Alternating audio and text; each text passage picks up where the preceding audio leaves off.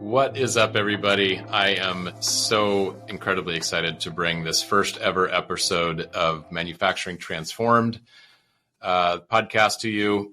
This has been a long time coming, and it was really special to interview our very first customer ever, besides our own shop, Pro CNC. And this was Rich Olson of Sealth Aero Marine, which we implemented ProShop at in 2009, if you can believe it. So it's just a really fun story. We've been connected to Rich and that company for more than 24 years, 25, 26 years now, because they were one of our earliest machine shop customers at Pro CNC. So there's a lot of history there. And quite honestly, the transformation that they realized is what gave us the confidence to start the software company. And so if any of you out there are current customers, you in some part have Rich to thank for the fact that ProShop is even on the market. So it was a very special interview indeed, and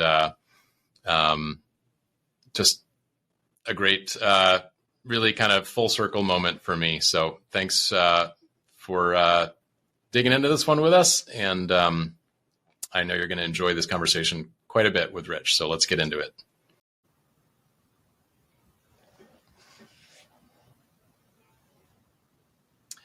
Rich, my friend, I am so excited to be here talking with you. Thank you for being the very first guest on the Manufacturing Transformed podcast. It's a pleasure to be part of it. The call the other day when you put the invite out, no one better I'd like to share this experience with. Obviously, you're a big part of this my successes, and a fun journey that you and I have been on for many, many years. So no, I really appreciate the invite. Look forward to the next hour or so that we have together. Thank you, sir. All right, so let's start by sharing a little bit about Sealth Aero Marine and your history there, and just what the company does and looks like today. Sure, yeah. So Sealth Aero Marine began in the late 50s. Our original founders, he was actually an engineer at Boeing, and Boeing was toying with the idea of a bathroom door latch, of all things, a locking bathroom door latch, and so because they weren't locking before that. I guess not. Yeah, so very quite interesting. It can be awkward. So our owner kind of went home and in his garage was just kind of toying with this idea of this door latch, and he actually made the first one out of balsa wood, of all things, and some plastics and whatnot, and he took that back to Boeing. He's like, hey, I kind of came up with this idea. They looked at it and they were like, oh, that's pretty cool. Now make us a real prototype. Obviously, balsa wood's not going to work. Although from the aerospace side, very lightweight. Very light. Yeah, very light. Yeah. So anyhow, of fuel. That's right. Yeah. So he designed this latch. And now I am going from the story that has created its own, I guess, the fish that was this big now is this big. So this is a story that has just resonated through the years. The story is they went up a few flights of stairs and they threw this part off these stairs, and it went crashing down on the ground below. They went down below, saw that the latch still functioned, and from there, POs basically were created, and that was the start of Sealth Aero Marine in the late 50s. Wow. I actually have that balsa wood prototype in a shadow box in our conference room, so it still exists to this day. So amazing, which is cool. It's been family owned. It started in a garage, basically in Seattle Ballard area. That expanded a couple times throughout the years, and then in the late 80s, we moved to our current location, which is in Mill Creek, just about 30 miles north of Seattle. And we've been here ever since. And I started working here in October of 1990, kind of fresh out of high school, in college, studying accounting. I don't know why accounting. I was good with numbers. Why not? Let's do some accounting. And it just I got intrigued by the whole thought of manufacturing items, and we bought our first CNC machine, and they had no one to run it. And they were like, "Well, we have this machine. This will really revolutionize what we do." And I was like, "Well, I'm good with numbers." So I took a book. I read basically how to G codes. Figured out programming just by reading a book, and became our lead machinist back in the early '90s. And Wow. what was so crazy is you've seen some of our parts, Paul, and this is back Yeah. before we had CAM software at all. Like this was point-to-point programming. Got it. Yeah. In fact, we were just getting computers in general, just around the shop, just to do just normal data processing type stuff. So anyhow, these original, as you know, the oval latches, it took point to point and literally manually keying that in at the machine, and this is no joke. It took about 80 man hours to key that in by hand because there's Sure. I don't know, Thousands and thousands 100,000 of moves. lines. Yeah, I mean, it was just Absolutely. crazy. And from there, we thought, what are we doing to ourselves? And we finally bought a CAM software, and that, to me, at the time was the smartest money we had ever spent. Right? Like, why have someone sit there for basically 2 weeks manually inputting this when we could just design it Sure. up and have it fly into the machine? And so on my journey through here, I went from the manufacturing side more into the design side, and then more into the management role to my current position, which is president. Before I had gotten there, though, I met a small company out of Monroe that was doing parts for us. Been up in Bellingham, and when I said getting a CAM software was our smartest move I'd ever seen us make, that was until we implemented ProShop. So that Well, thank was you so very much. revolutionary for us. But we'll get into that journey, I'm sure, along this way. But yeah, so Yeah. that's kind of where Sealth Aero Marine started, how I came into the fold. Self-taught machinist, designer, and now, like I said, current president for Sealth Aero Marine. So it's been an amazing company. Met a lot of amazing people within the industry. Very fortunate, have great employees that are here every day working hard for us. And I've been so very thankful on my journey and with Sealth Aero Marine, and then meeting amazing people within the industry like your team for sure. Well, thank you. Well, it's been a true pleasure and honor. So let's go back and add a little more color to that. So Pro CNC, the machine shop we started right out of college. We started that in '97, late '97, and I'm guessing I found you in some local guide or some yellow pages or who knows what, and Yeah, came knocking on your door with my little aluminum briefcase I, with some parts in it. I I quite recall. honestly don't remember the initial meetings, but Self became one of our biggest customers, and certainly one of our biggest production customers, because you'd order parts 500, 1,000 at a time, Right. which for a small young shop was like, holy cow, this is fantastic. It's some bread and butter work that we can run for days on end, Sure. as opposed to doing one-off prototypes every day or so. But so we started the shop. You were a customer for several years. Then we moved up to Bellingham to be closer to where we went to school, and Kelsey and Matt, or Kelsey and Darcy, up to their families in Vancouver. And sometime around 2008 ish or so, 2000, I don't remember the exact time, but you approached us and you said, "Hey, I'm looking to earn some extra money on the weekends. Do you guys have any hours you can give me?" Right. And I'd love to have you share the story of why you were looking to earn some extra money. Yeah, I actually think it was much earlier than that.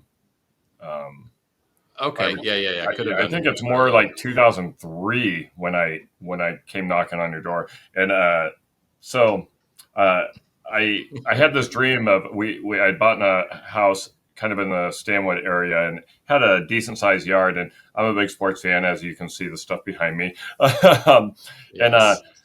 I've always wanted a sports court, a place where I could go out shoot hoops and with my well, at the time, basically just me, but I always wanted a sports court where I could have some pickleball and whatnot.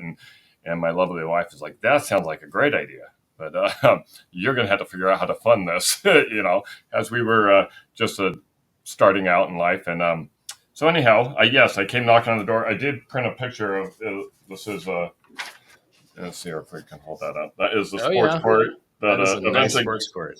Eventually got built. So I was looking for extra funds to do this, and so yeah, I came knocking on your guys' door. Obviously, you knew my background as a machinist, and you guys had needs of needing some weekend work, as you guys were always busy.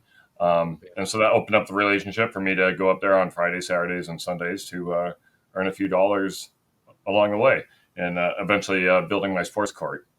So, and then your boys were born somewhere in that range. Yes. Right. Yep. In that time frame. Yeah. And many hours on that sports court. Unfortunately, have since sold that house. Live in a neighborhood without a sports court, but there's one that is just there on site for me. So, yeah, it was great times. Very good. So ultimately, you used ProShop as so we started designing and building ProShop starting around 2000, and probably by 2001 had the first few modules, basic parts, work orders, whatever, contacts. So it was probably still pretty light when you were using it on the weekends to run parts and do setups and whatever you were doing. But you ultimately went back to the leadership itself, and you're like, hey, you got to see the system they built, and kind of put us together. And you're like, hey, we'd love for you guys to sell us ProShop. I think we were probably a little reluctant, or a little like, we're not a software company, we're a machine shop. But ultimately, we decided to give it a shot, and it was around 2008, 9 that you got 2009. Okay. Yeah. Where you guys, we decided to give it a shot, and it was quite an effort, given the fact that we had never had it anywhere outside our company. But we did a lot of data migration, a lot of manual things that didn't scale or work. But ultimately, you guys switched off of DBA, I think you were using before that. It was called DBA, yeah, and it was a software-based system that was supposed to help us, and it did in some regards, but not at the level at ProShop. And what I recall is obviously working on ProShop, and I remember going to either you or Kelsey and be like, wow, this is amazing software. Where can we get it? At that time, I had no idea that you guys had built it as an internal tool just for Pro CNC. So I was like, wow, this thing's amazing. Like, this would revolutionize how I do my business down at Sealth. And then when you guys had told me it was, basically a tool that you guys self-build, I was like, that sucks. I was like, wow, okay, I guess I'm not getting this. And then as I had been up there now a couple of years helping out, it was a conversation. I was like, hey, what would be the opportunities if you guys ever, potentially wanting to do this at a second location? And like you said, it just wasn't in the cards for you guys. And I think it kind of died there for a couple of years, if I recall, until one day, you guys had called and said, you know what, you piqued our interest with the idea of ProShop being a software company. What I do recall is I remember you guys coming down, installing it, and setting up these trainings and amazing efforts by all of you. But we went from the install on October 9th, and we shut everything off, our old system. We thought we were going to run parallel for 30 to 60 days. We shut DBA down in less than 2 weeks. Holy It just, smokes! I did not realize that. yeah. So we just were like, you know what? Why put ourselves to, so before the end of October, we were 100% committed to ProShop and just let DBA go. We'd have to do a few manual inputs through DBA, but for the most part, it was closed off, and we were running no longer parallel within 2 weeks, which was amazing. So yeah, really, That really must cool. have been a real leap of faith to put the running of your whole business with a few hoodlums, hooligans up in Bellingham. Right. And So, I think that's just it, right? The relationship we had built for 15 years or so up to that point led me uh, to believe that this wasn't going to fail. I knew that you guys would be there every step of the way if there was an issue. So it was never, you talk about a leap of faith. I never felt it as that way. I felt it more as a leap of opportunity, and it was it was just brilliant from day one. Yeah, right. So, thank you for filling all that in. So when we finally sold Pro CNC in 2014, and then it was 2016 before we actually opened up a website because I had a year transition after we sold and stuff, but we did a video with you pretty early, and you actually came up and shot it up in Bellingham with us. And I remember some of the talking points as we were just like asking you questions about the impact that it had on Sealth. And sure. the things that I still remember to this day, even though I haven't watched that video in a few years, I'm sure, is you said that you guys had, I think, 2 full-time expediters and a late order list that was pages and pages long for Yeah, years, like just barely, I think the term used was like barely keeping your head above water. yeah, Just and DBA didn't give you the visibility, the insight, and the tools to maintain that. And then you also had, I think, 2 full-time job planners, just like issuing work orders and doing things, which very yep, quickly you freed up one of the planners and both expediters correct. to do more Yeah, value-added things. yeah. Can you just, and that late order list like dropped to almost nothing, but except for a few super long lead time outside process type jobs.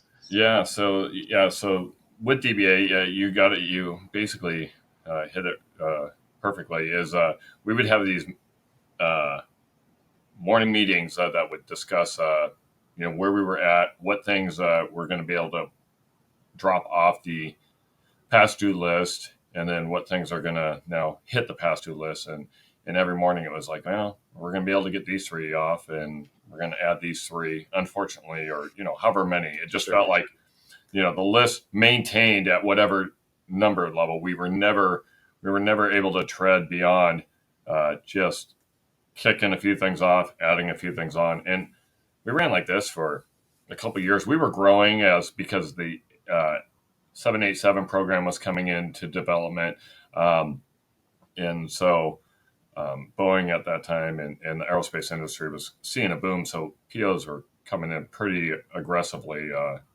for us, which is great. Yeah. But with that, it forced more man hours of managing this, and Probably a lot of stress too. and a lot of stress for sure, right? Yeah, and we just DBA just didn't have visibility. It had the ability to track, but it just didn't give us full visibility of everything on all aspects. And so it literally was people running around with notebooks of paper looking for items and where were they at, and then if you needed status updates, you had to find that person. It was just everything was a little bit everywhere, and nothing was organized. It was just super painful. So yeah, the stress levels was through the roof. Amazingly, our customers still stayed with us because our product itself speaks for itself. It's a very high quality product that we manufacture, but it just led for a lot of headaches. So yes, from that side, once ProShop came in and we started utilizing it, we realized, wow, we don't need these people running around with pieces of paper. It's all right there, visual to us. We can see where everything is at whatever aspect, whether it's an outside processor or, internally or in assembly, or what's missing. I mean, it just gave us instant overnight access to everything. So you're right. We were able to take those resources and put them to better use. And in some cases, which is always tough to say, you realize there's resources that weren't needed as right. anyways. Sure. Like we were able to just drop some resources, which if you can streamline things and cut waste and lean things out, is how you look at your bottom margin and your profitability rates, and those things jump up for sure. Yeah. And didn't your inventory levels also ultimately drop considerably? Like you shortened your lead times, you were able to deliver sooner with less inventory. Yeah. When you have the ability to see your usage and its flow of being able to reproduce product, we were able to reduce our inventory, because before what we would do is we'd be like, hey, we're always late on these, so how about we just build up a plethora of product? And so sure, now we've gotten these late orders out of the way, and now we can actually handle some production until we run out again, and we put ourselves in that same cycle. But it just gave us the ability to go, hey, you know what? Our usage really is this amount a year. ProShop gives us the ability to, it still does, but at that time it was like, wow, look at this. We know when we get to this quantity, it's going to ask us to order whatever set quantity we feel is a respectable reorder point and stock level for usages. And so, inventory, being able to manage that and condense it to, real life numbers was a huge advantage once for sure for us with ProShop. Yep. And it was, quite honestly, it was that it was those results that we weren't. I don't know if you were expecting it, but we certainly didn't quite know what to expect. But it was those results that, in part, gave us the confidence. Like, wow, this is a pretty remarkable result. Better than or different than I guess we might have expected, which gave us the confidence to, take those next steps about really, like, this was, sort of a trial. Like if it had crashed and burned itself, we would have been like, yeah, we're going to stick it out as a machine shop and not go into self-improvement. Right. But, I think about, the one thing when you take on big journeys, you always want to know, okay, what's my ROI for something like this? Because, the quicker you're able to get that return, the better off it is. And this was such an unknown for you and ourselves, because it was, we were, quote unquote, that guinea pig, for you guys. And, I would, the return on investment to me is what ultimately was so shocking. I can't recall now, but I'm going to guess within less than a year's time, knowing that we've been able to take these other resources and spread them out to other areas and not pay them to just do what they were doing for us. The return on investment for us was just, basically almost an overnight success story by going to a paperless system.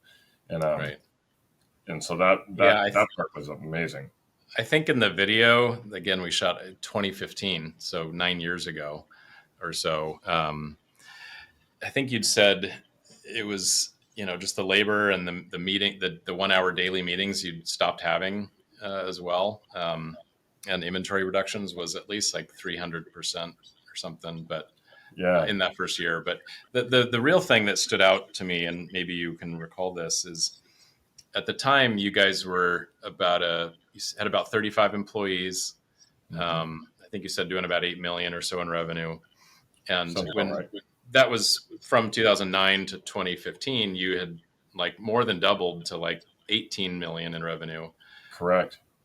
And we're doing it basically the same level of employees. And you said you'd need probably about 10 more people, you would have guessed, to manage overhead and all the other functions if you had not been using ProShop.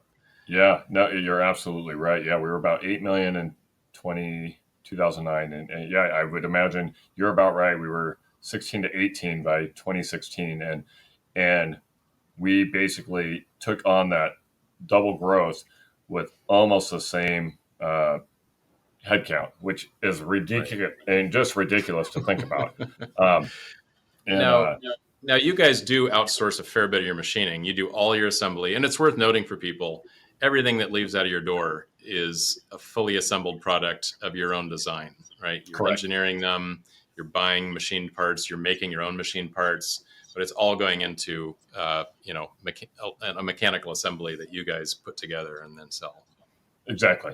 Yep. Yeah. And and we still outsource a fair share, and we're always looking for additional resources. So knowing we'll see a lot of shops, feel free to reach out.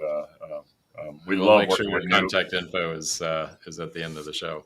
Yeah, we love working with new people, but yeah, and so that's the hard part too, right? Like, you think of managing all your sub tiers, and when you're doing it with paper versus doing it digitally, it's night and day. Like, you can show them real data of where either their successes are, or unfortunately some of their failures. And and we just didn't have that before. Right. So yeah.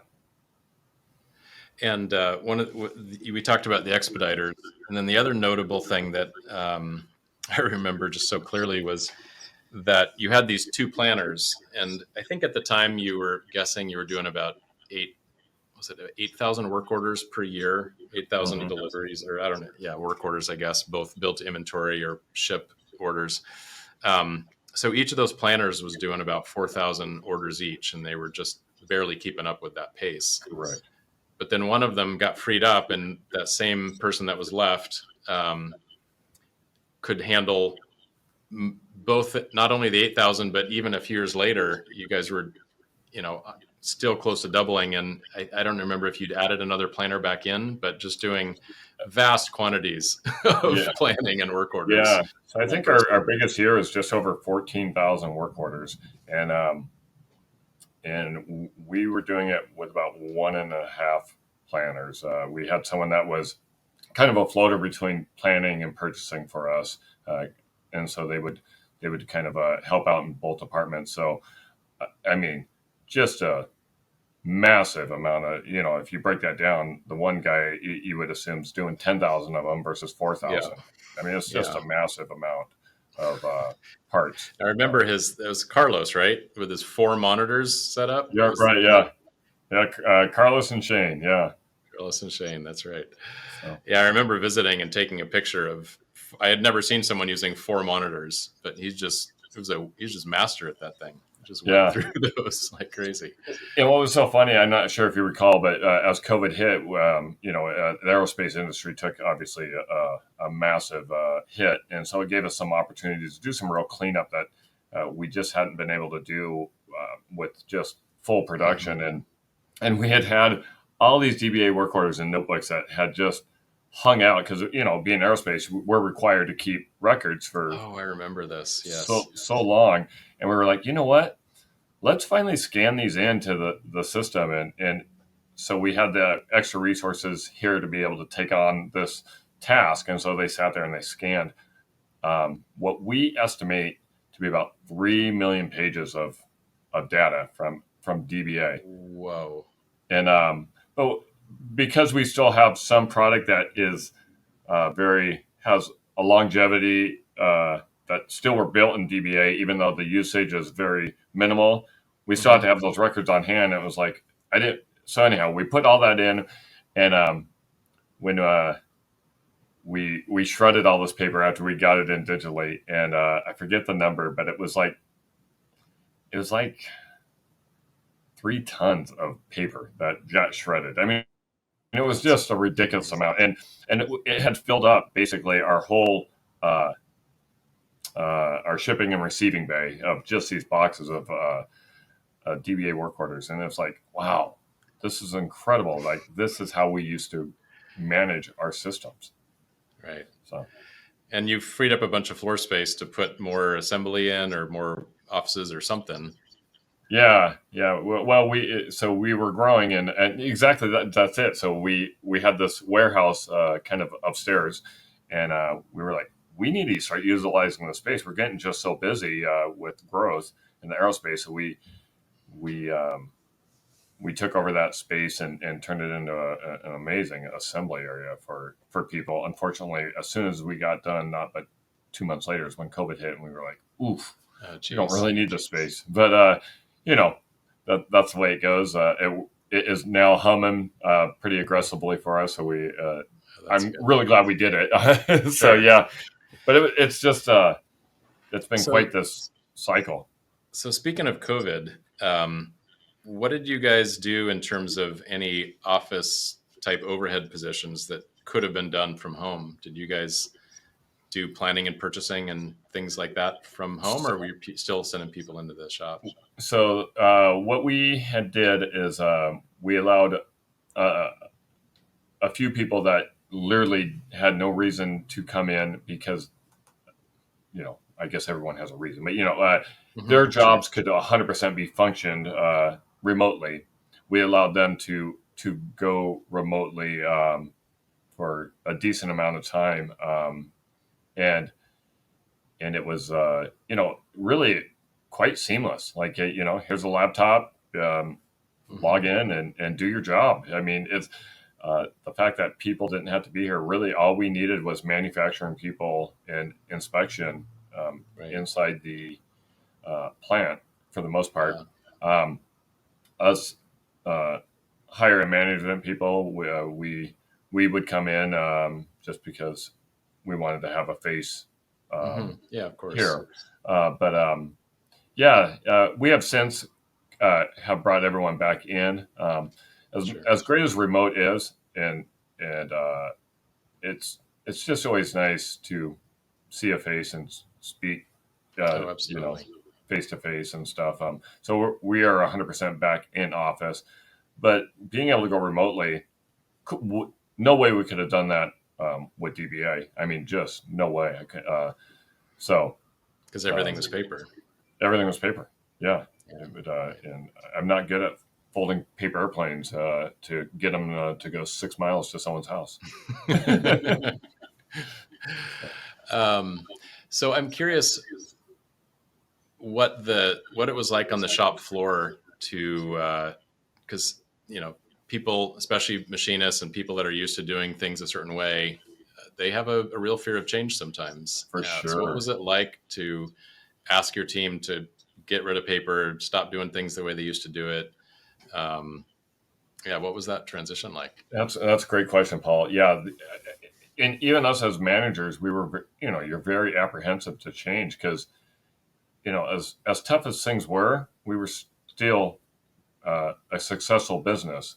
But really ProShop was such a major change, like arguably one of the biggest changes we've ever made here, and getting people to go, all right, you are 100% not doing anything like you used to be able to do it. And getting people to buy into that culture of why this is such a smart decision for the company and themselves.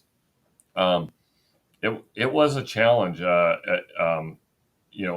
got some pushback because people really just love doing what they know. But that pushback quickly waned to where people realized, wow, this literally is making my job easier and simpler. And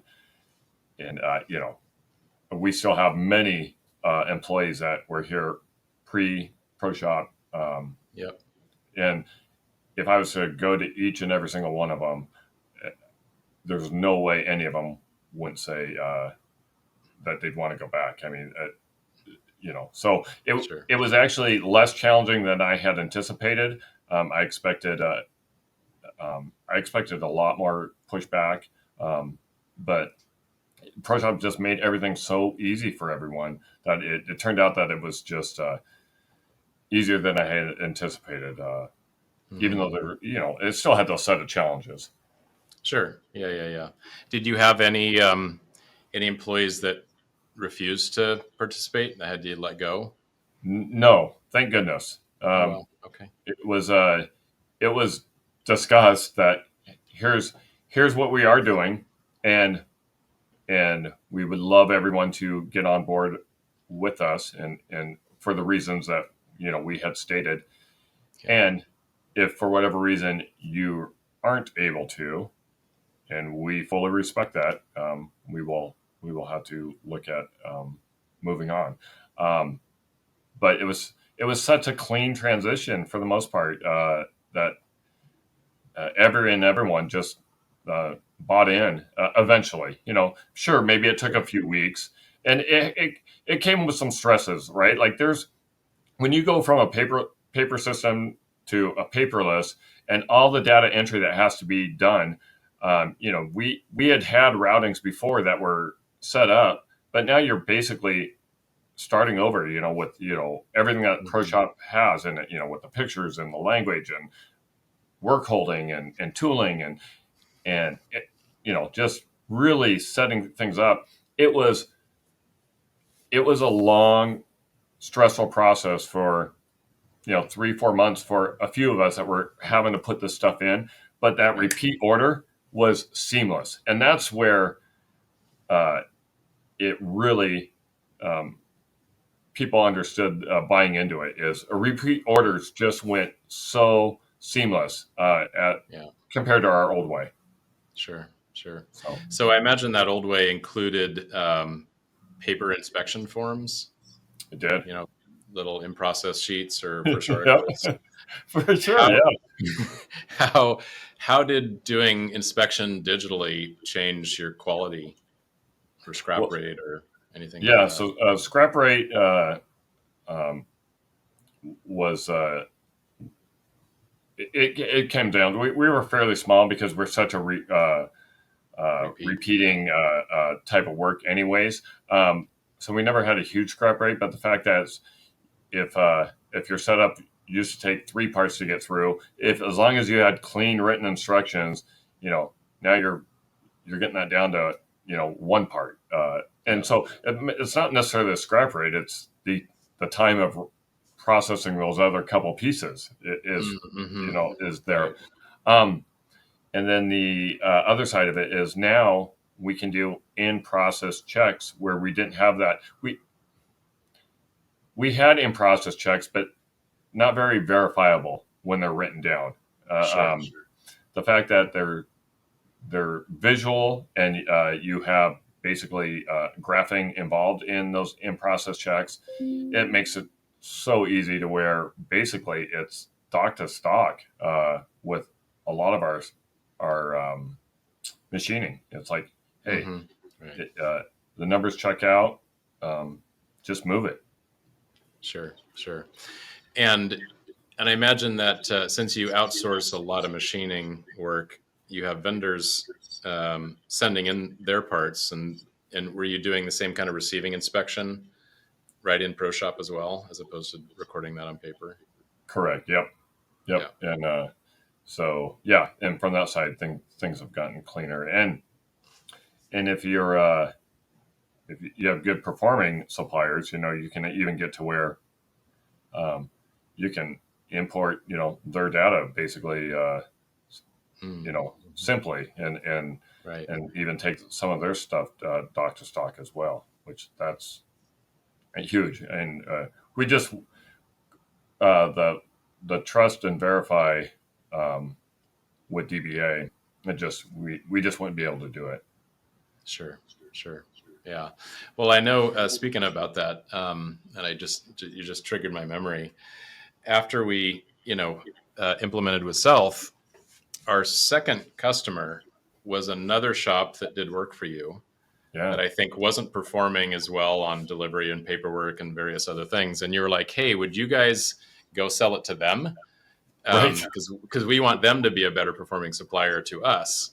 Right. And we were like, do you mean our direct competitor? That's also making parts for you. They're Right. like, yeah, those guys. And Right. so we did. And I know they had great results, and they're still a customer today. But I mean, that I think also gave us a vote of confidence. Not only, did ProShop work well for you, but you're like, hey, you can help our supply chain if Yeah. you go help our vendors, right? And I don't know if you remember those conversations and remembered the, whatever improvements and performance that other shop had, Yeah. but but yeah, that was another part of the backstory of why we had the confidence to like, yeah, maybe the market needs ProShop because we now have two under our belt that were both successful. Yeah. Yeah. I recall those conversations. That shop still is a part of Mm-hmm. who we do business with. Yeah. They're doing amazing things themselves, and you know, the fact that they're a long term customer and user of ProShop is Yeah. amazing. Yeah. Yeah. So I'd love to ask. I know we've talked about audits over the years, both AS9100 and customers. Yeah. Can you describe just a little bit of your thoughts on having Boeing or whomever or AS auditors come to audit your system? I mean, my goodness, if there is one area that ProShop just just knocked it out of the park, it's the audit system. You guys have made it so our quality team can come in with these auditors, and basically, unless they want to do a shop visit and talk with people, they literally can sit in an office, navigate to any and every piece of certs and workflows and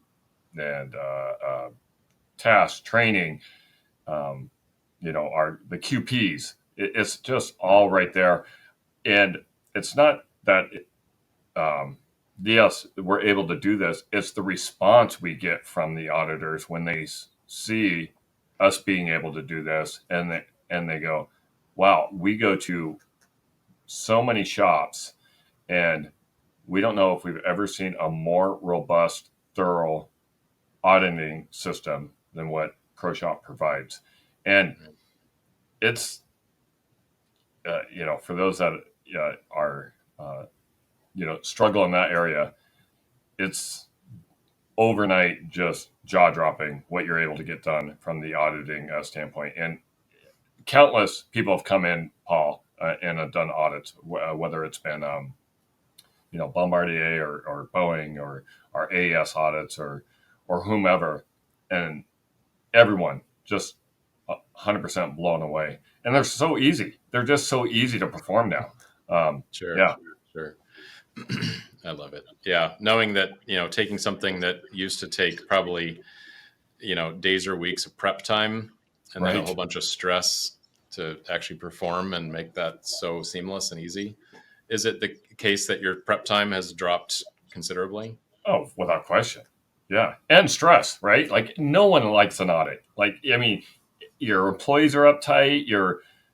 Us as managers are like, oh, where are we going to have failures, or, are they going to find faults that we don't even realize we have, which are all good, right? You want to find those faults, but yet it brings a level of stress of like, I think we're running pretty good.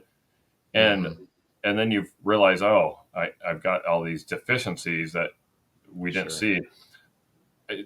I don't have those worries. So the prep time is minimal. The results we see are,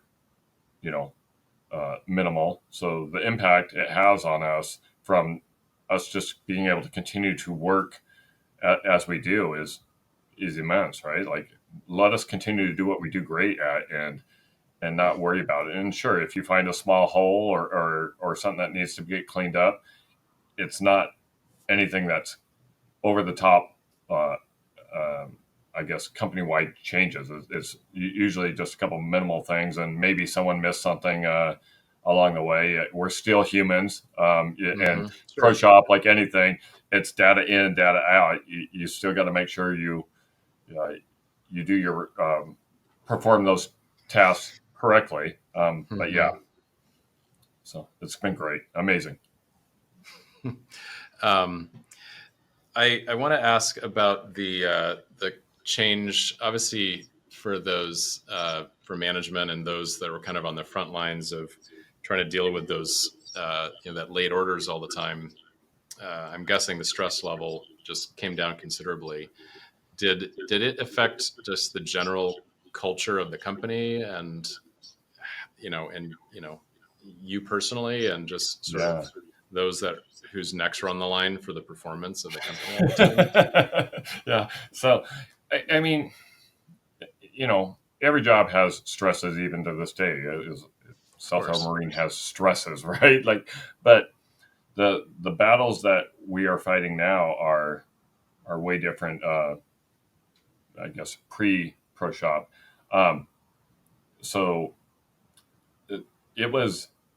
I had angry employees. I mean, like they just felt like they could never get ahead. No matter what we were doing, we were just, I guess, doing just enough to appease the customers, but we were never going. We weren't getting beyond that, and so at that point, employees they feel they're inadequate or not performing at a level that the company has expected, and and and and because you got people that are always harping on you because a customer is needing products, and so once we were able to minimize those impacts of late deliveries and things like that, I think it gave employees the opportunity to realize that they did have value for us, and we were able to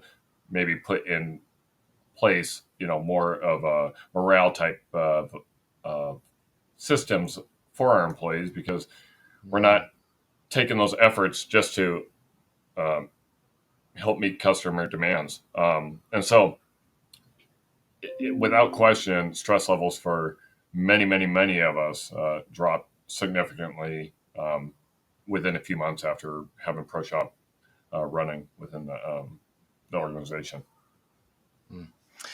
Well, that's I would say that's one of the best feeling wins for us. I mean, I know how much you've known Kelsey for decades now, and myself and our whole team today.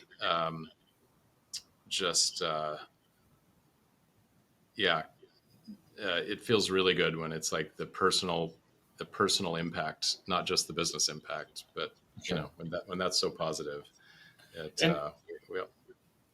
was going to say similar, like you guys, I even remember back working for you guys as Pro CNC, you guys always had that high value of trying to really understand work-life balance, even with your employees back at Pro CNC. And I've been able to take a lot of those teachings that I was able to get from working with you guys and utilize that here. But that work-life balance doesn't happen if I'm not able to, have that those stress levels come down. And so the fact that with ProShop and whatnot has eliminated a lot of that, it did allow us to take a look at that work-life balance and go, okay, there is opportunities to still work, but not necessarily, but still have that time to be with the family. And that meant, for someone like me, I was running the business is, hey, I can literally not be in the office, but yet still have full access to what's happening at the office, which is a game changer. That's awesome. I think I'm all out of questions. We have hammered through so much good stuff. Anything that you just want to share that I haven't asked you? Yeah, I mean, for those watching, if you're on the fence of looking at MRP systems for yourself, there's a lot of options out there, and and I would just say, take a good hard look of what you need. I don't know if you're going to find a more complete software than what ProShop has. We hear of people using JawBoss and whatever. There's so many out there these days. Mm-hmm. But with it usually comes a secondary software to be able to do other tasks within their organization, and ProShop really is a one-stop shop type of software. You guys are just such amazing people, such good people too, and working for good people and with good people is a big part of why we're so grateful to be with ProShop on this journey. You guys are you're just great people. We're so privileged to, like I said, be on this journey with you guys. We feel the same way from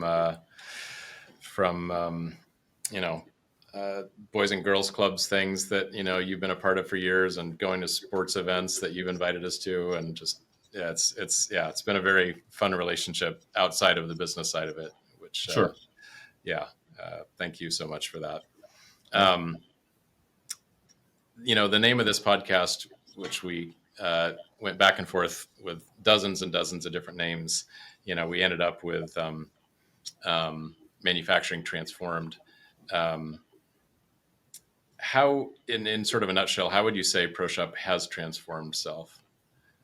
Well, it's if you think that's a fair word to use. Yeah, it's such a good word, transformation, right? Like, our organization is impeccable now. Like, before, our organization was just scattered. I mean, it was just unbelievably chaotic. The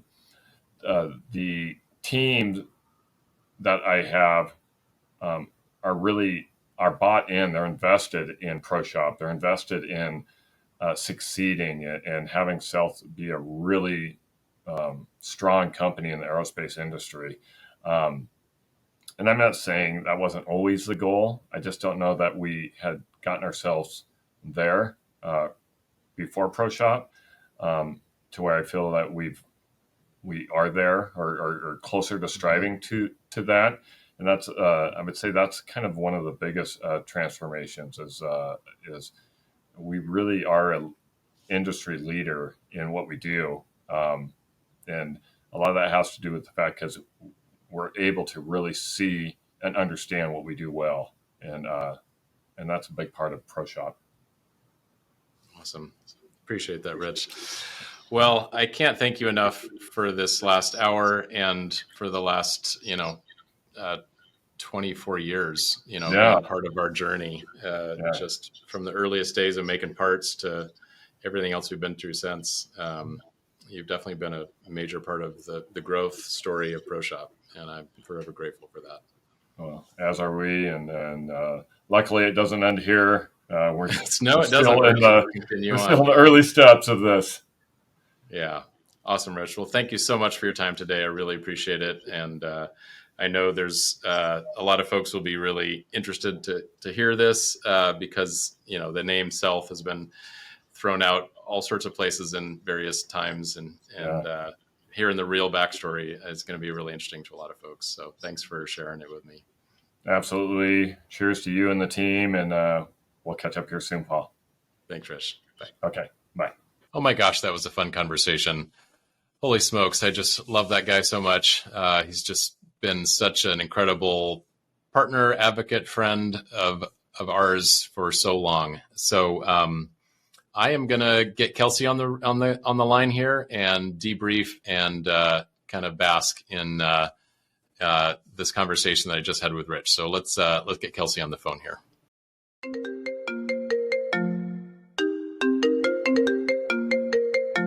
Hey there, buddy. So you know who I just spoke with. I just spoke with Rich at Sealth, customer number one, of course, besides our own shop. And man, I tell you, it was such a great idea to do him as the first Manufacturing Transformed guest because he was the first client. Yes. And it was a walk down memory lane, I tell you. So So I just, yeah, very excited to tell you about it. So Yeah, yeah. obviously, you know most of the story, all the details, but there's a few that just I hadn't thought about in quite a long time. So, I mean, our relationship with Rich and with Sealth started in the late 90s, like Right. I forget exactly the year they became a customer, but a long ass time ago. Right. Yeah. And then a software customer. And he reminded, of course, the story about the sports court and his wife required him to get some extra money. Pick up And a that's new why job. he Yep. came up. I didn't realize he did that for a couple of years with us, a Yeah, yeah. while. I Yeah. think, yeah, yeah, for sure. It takes And a while to earn a basketball court. yes. Yes. Um, and then the thing that I totally don't remember, maybe I'm not sure if I ever remembered, but obviously when they approached us and we decided we'd go ahead and give it a shot, selling them ProShop.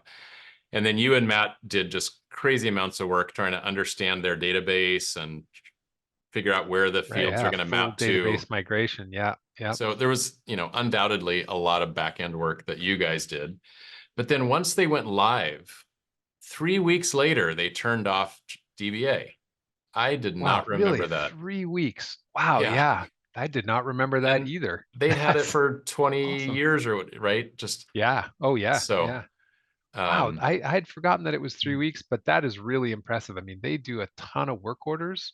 They have a ton of different vendor POs and, just so much in process. yeah, That's yeah. that's a lot to just like, Yeah, they were you know, they were doing like 8,000 or so work orders a year back at that time, and it's right. now closer to like 20,000 or something. Yeah. But yeah, so that was, just crazy to consider. And Talk I can about see, saving money and time. Like if you're talking about oh, let's do this transition over, 6 months, or let's do it over 3 weeks and save yeah, ourselves a lot of hassle and yeah, double entry yeah, and all that yeah, stuff. because no Yeah. one wants to do double entry. That's just terribly time consuming. Um, and then of course they freed up their three overhead people that just were mostly the expediters that were fighting that like 10 to 12 page late order list for years and years, you know. Yeah. And I mean, I know they reduced tons of WIP and tons of inventory and freed up cash flow, and those are wonderful things for the business, but they're not what the people are feeling every day, right? The people working in the business, like Rich, he said they could barely keep their head above water. I remember that Right. when we shot the video with them in like 2015, they were like, we could barely keep our head above water. And it's when you have how many if a page is 30 or 40 lines and you have 10 pages worth, that's 300 to 400 late jobs, and Right. you're meeting every single day with 10 people trying to figure out what to do to fight the hottest fires, but then more fires get started that Yeah. Just as replace many the as you ones got you off. got off. Yeah. Like energetically, that's got to be so stressful. So anyway, it was a really fun conversation. Ah, It really sank in just how big of an impact we made on the personal level for Rich and their team. And I could see looking back on why it gave us the confidence to, like, for sure, this is our future. Like, we want to make more impacts like this. So yeah. anyway, I really remember that. And it's interesting because some of the characters, and some of the problems from, 2009 that we were helping them solve and that we were trying to figure out, okay, so you do this thing a little differently than we did at Pro CNC. How can we make hmm, this, fit within what we're doing? And yeah, it was one of those adventures that was, like you said, I think really affirming that so many of the problems that they were running up against, we'd already designed and built some things that could really help them a lot, yeah, and Self has been such a great partner over the years to continue that journey. Oh, well, we do this thing, and we feel yeah, like ProShop, didn't start out with this in mind. Is this the kind of thing that, fits? And we were able to work with them and realize the difference in the way they process things, and sort of fold that into the mix. And I think, from my last conversations with Rich not that long ago, we keep coming up with stuff that is helping them, the new yeah, stuff that's coming out. And so it's kind of nice to think about, not only have we had a 25-year history and they've been using ProShop for 15 years, but that we're still able to, improve and meaningfully change the next level of business for them. So here's to 25 more, right? Yeah. And, and keep in mind that they're an OEM. It's not like it was another job shop. This is a very different kind of business.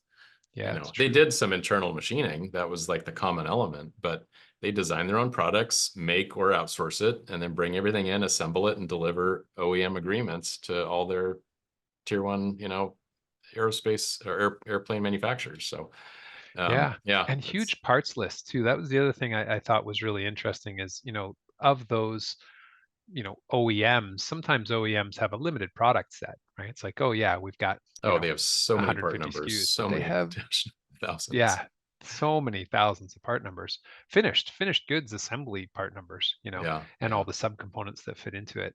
And being able to manage all those and all the different platings and the dash numbers that mean X and Y, and Anyway, I knew you'd enjoy. I knew you'd enjoy walking down memory lane with me on that one. So awesome. Thanks, buddy. I'll call you back after the next one. Sounds good. We'll talk soon. All right. Thanks. All right. Bye. Bye. Bye.